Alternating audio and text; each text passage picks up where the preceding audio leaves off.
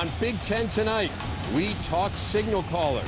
Does this guy have what it takes to be a national championship quarterback?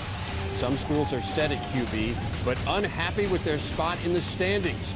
What can these veterans do to put their team over the top?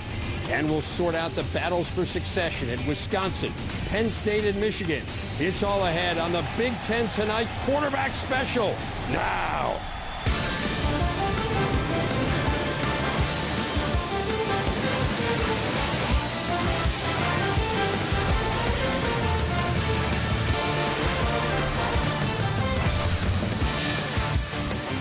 The same point about Michigan State. It's a different position you're concerned about. It's the guys who catch the passes. But look, no Devin Thomas, no Kellen Davis. Brian Hoyer was pretty good last year. Certainly the completion percentage was great. Tied for first in the Big Ten in that category. You see the other numbers very solid for Hoyer.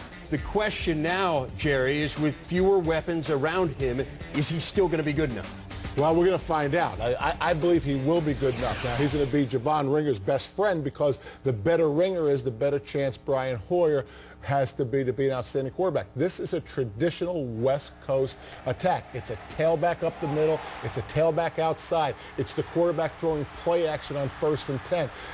A West Coast offensive quarterback doesn't have to make a lot of plays. He doesn't have to make a lot of throws, but he has to make them when they count. And I think Mark D'Antoni will pressure Brian Hoyer in a good way to make sure that he answers the bell when it rings. It won't ring that much, but he's got to answer it. Well, he's shown he can make the plays, and when you're talking about a West Coast style quarterback, it's important that his completions are high. He's shown you that he's been able to make all the throws and be consistently delivering great throws to the running backs, whether that's out of the backfield or down the field to a receiver. The other thing that's going to happen, you're going to have some wide receivers emerge, because anytime you have a dominant running game, especially when you have play action, you're going to have a receiver come out of nowhere.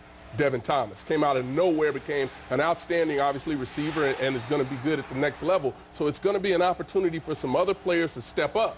But it all starts with Hoyer, and if you got a good guy who can control a game from the quarterback position, I'd rather have that problem. A player like Hoyer on my team wanting to figure out what these other weapons are going to be, but he's going to be the guy to make it happen. And to your point, I mean, I think, again, you look at who is it going to be who's going to step up. In Illinois, it's the running back position. Michigan State, it's the wide receiver position, whether maybe it's Deion Curry, maybe it's Mark Dell. Somebody's going to have to emerge in order for Hoyer to be the quarterback that he was last season.